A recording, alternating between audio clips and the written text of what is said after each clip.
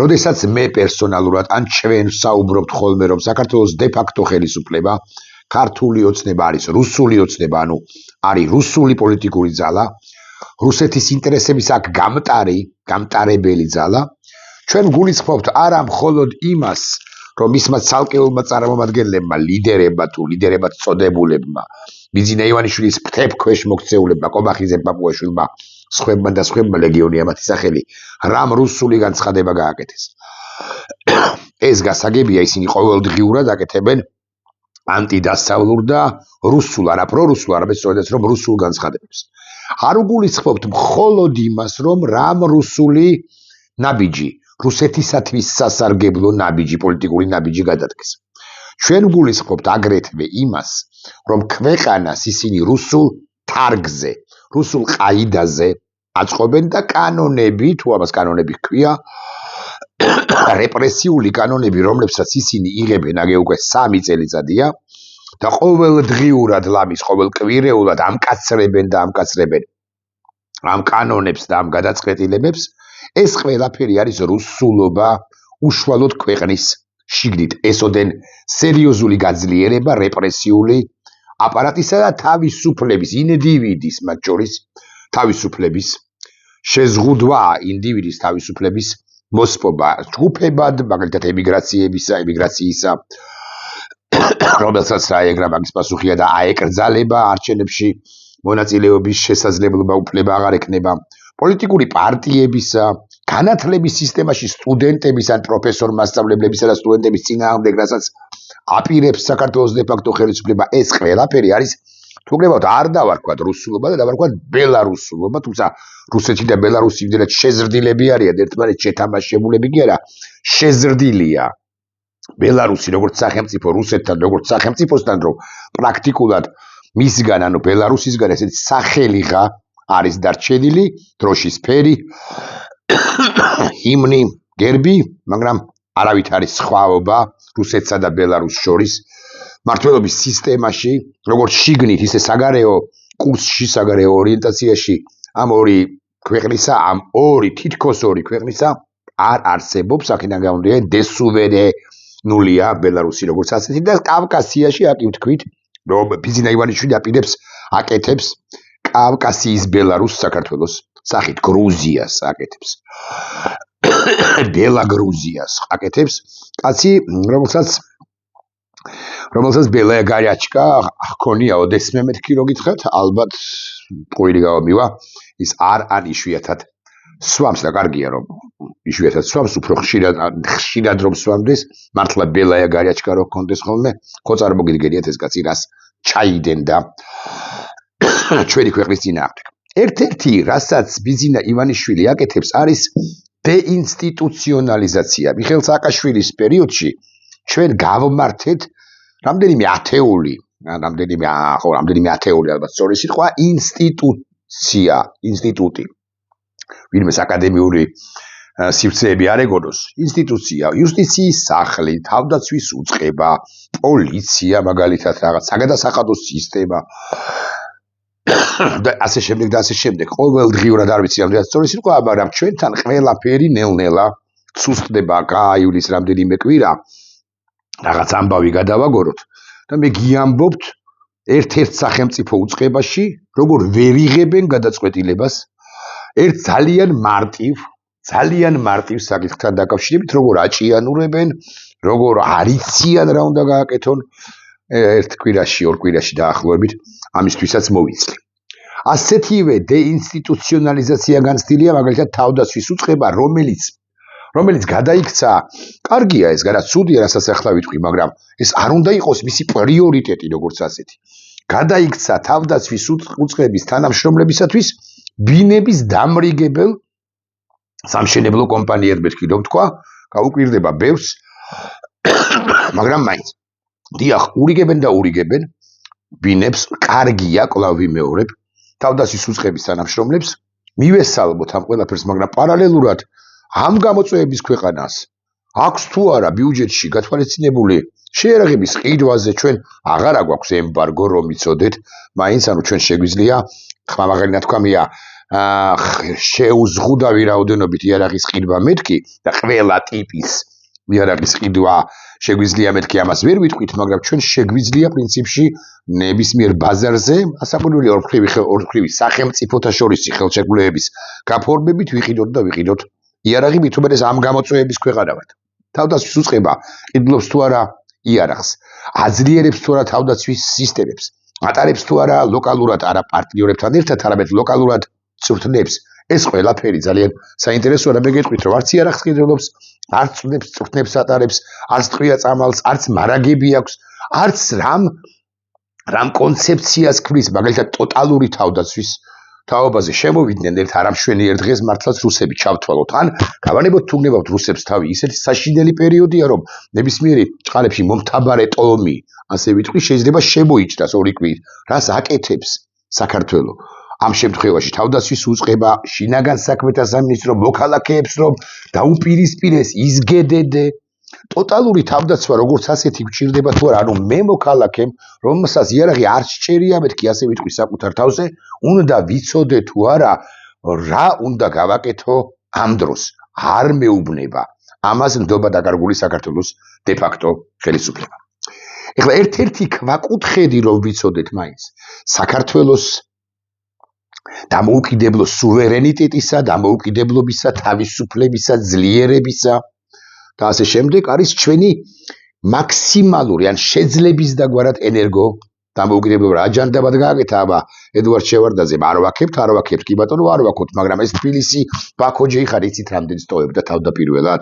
60 მილიონი დოლარი შემოდიოდა საქართველოს ბიუჯეტში და ეს იმ ხანად იყო 400 მილიონი დოლარი იყო ჩვენი 400 მილიონი დოლარის ეკვივალენტი იყო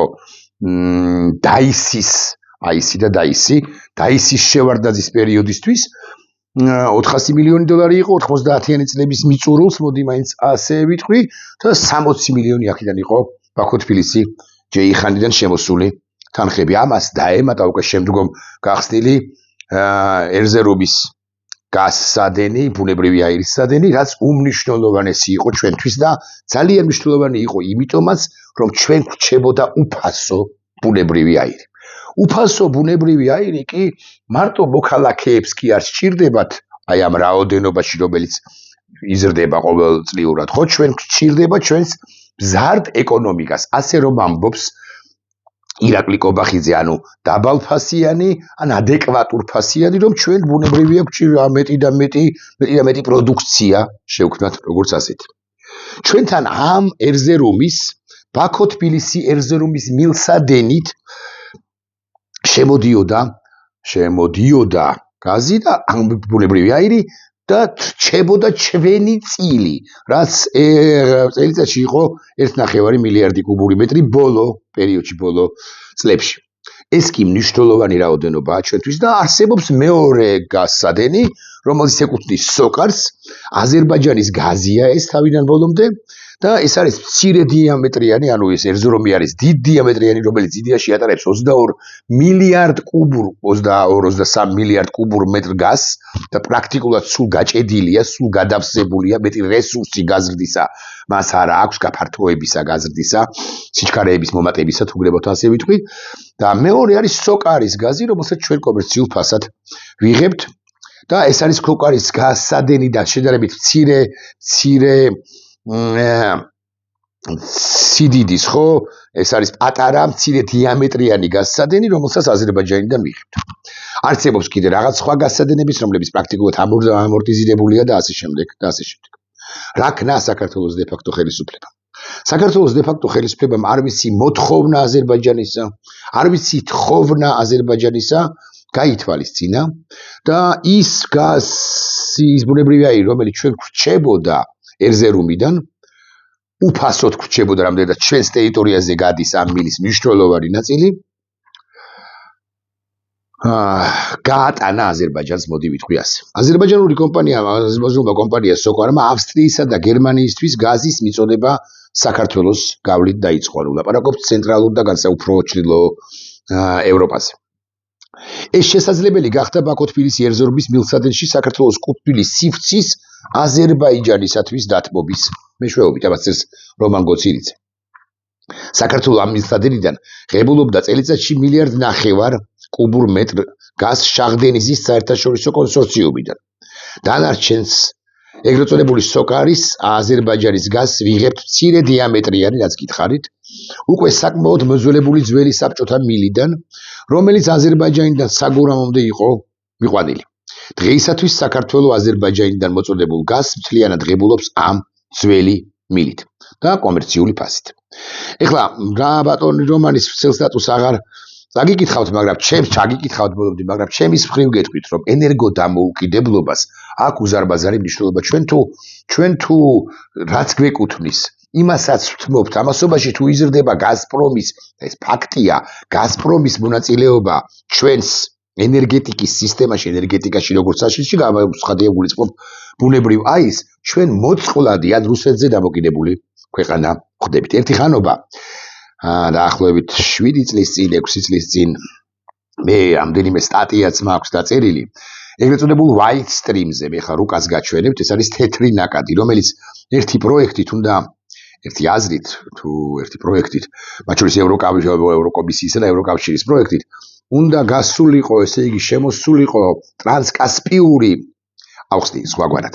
უყურეთ, კასპიის ზღვის აღმოსავლეთ ქვეყანა არის თურქმენეთი, რომელსაც აქვს წარმოუდგენელი რაოდენობით ბუნებრივი აირი, ასეთივე რაოდენობით თუ მეტი არა აქვს ირანს, მაგრამ ირანი არის განუვითარებელი, ირანის ინფრასტრუქტურა არის, აღარ ვლაპარაკობ პოლიტიკურ ვითარებაზე ირანში, განუვითარებელი ინფრასტრუქტურაა ირანის ჩრდილო-აღმოსავლეთით, მეთქი ვიტყვი ასე.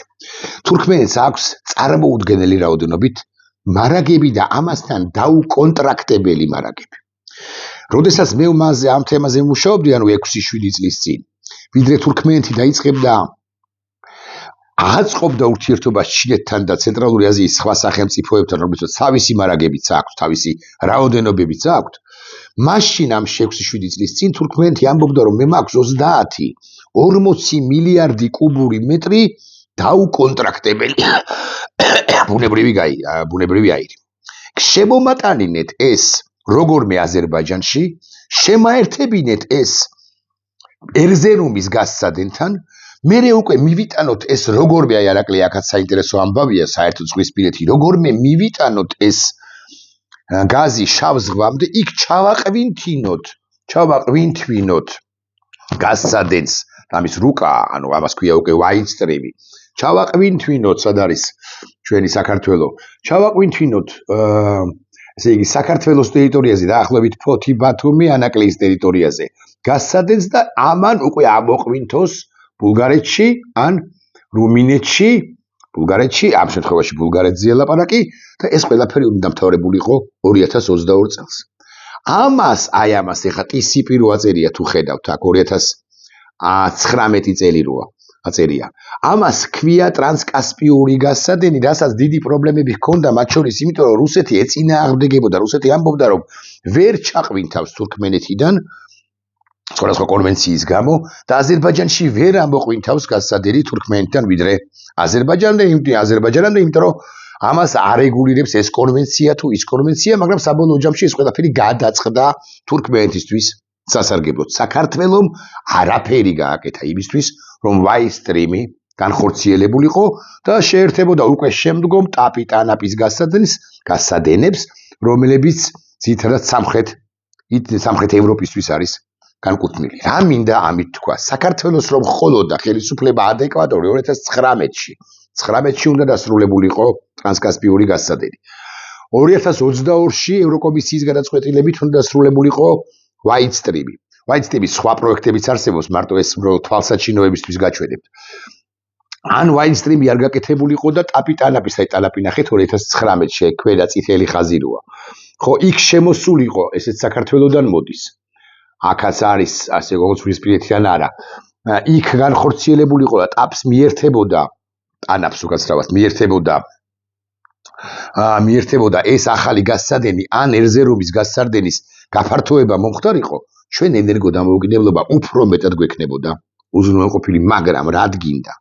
არც ირაკლი ღარიბაშვილმა, ბოლო პერიოდის ირაკლი ღარიბაშვილმა, არც მანამდე გიორგი გახარიამ, არც მანამდე მამუკა ბახტაძემ გიორგი კვირიკაშვილი აკეთებდა რამდენიმე მნიშვნელოვანი, რამდენიმე საინტერესო ნაბიჯები გადადგა მflad ობიექტურები თუ ვიქნებით, ეს არის 2017 წელი შესაბამისად. პრაქტიკულად ნაბიჯი არ გადადგეს იმისთვის, რომ თურქმენული გაზი მოხვედეს ევროპის კონტინენტზე, ამასობაში არ ვიცი უკვე ახლა რა მდგომარეობაა, მაგრამ იმ პერიოდში არ გადადგეს და ამასობაში იცით თქვენ რომ თურქმენეთმა, თუ არ იცით გეტყვით, თავისი დაუკონტრაქტებელი გაზი 30 მილიარდი კუბური მეტრი, თუმცა ახლაც აქვს ზარმაზარი მარაგები, თურქმენეთს წაიღო უფრო ჩინეთის მიმართულებით დაალაგდა. არა და ბერდიმუხამედოვი არ თქვა ბერდიმუხამედოვს,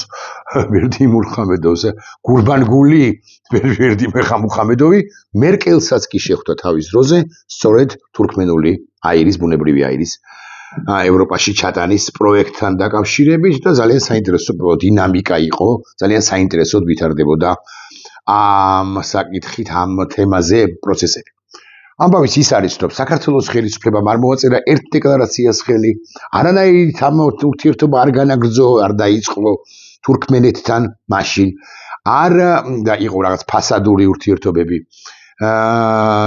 არაფერი გააკეთა იმისთვის, რომ თურქმენეთსა და აზერბაიჯანის ინტერესები დაეცვა კასპიის შელფში, რუსეთი უტევდა ერთი ხანობა და ასე შემდეგ და ყველაფერი გააკეთა იმისთვის, რომ ჩვენ გადავბარგებულიყავით და ენერგოდამოკიდებულები გავხდარიყავით იმ ქვეყანაზე, რომელიც ახლა ძალიან მძიმე მდგომარეობაშია, იცით თქვენ, იმიტომ რომ პრაქტიკულად დასრულებული აქვს ევროპასთან ბუნებრივი აირითა და ნავთობით ვაჭრობა და სხვა მხრივაც მას კისერში მარყუშს, კისრის გარშემო მარყუშს უჭერენ, ანუ რუსეთს და ახლა ის ქვეყანა სადაც გაზდის ზვირადყიდის საკუთარ ბუნებრივ აირს და აი ბატონი რომან გოცილიზის თქმის არ იყოს, ახლა ჩვენ საერთოდ ის ნაწილიც კი დავკარგეთ ბუნებრივი აირისა, რომელიც ჩვენ გვეკუთვნოდა, რომელიც გაგრძელებაც ეგრე მაგის პასუხი ამ კონტრაქტის გაგრძელება ჩვენ შეგვეძლო 26-ია, ხო?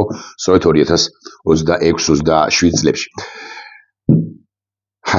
აი რატომ არის ქართული დამატებით რატომ არის ბიზინა ივანიშვილი როგორც სუსტი სულ რომ არ იყოს რუსეთთან შეკრული და ყოველდღიურად ეგრეთ წოდებულ აჩოტებს არ აბარებდეს რუსეთის ფსბ-შნიკებს რომლებიც მას აკონტროლებენ ან კრემლს ხო იმდენად სუსტი პოლიტიკოსია იმდენად უვიცი პოლიტიკოსია რომ უვიცი და სუსტი რომელიც ამავდროულად ასუსტებს ამ ქვეყანას ვიღაცის ჯინაზე უვიცობით არაკომპეტენტურობით არაკომპეტენტური და არასწორი საკადრო პოლიტიკით და ასე შემდეგ მოწყვლად ხდის ამ ქვეყანას და სამაგიეროდ ყავს აი ეს მისი ერთგულები და შერჩეული პირები მხოლოდ ერთგულების ნიშნით თუ არა გადახედეთ მართლა უმაღლეს პოლიტიკურ თანამდებობის პირებს ბიზინა ივანიშვილის გარშემო მოტრიალეებს რომლებმაც არაფერი კუდის ქიცინის გარდა უბრალოდ არ იციან ნახვამდის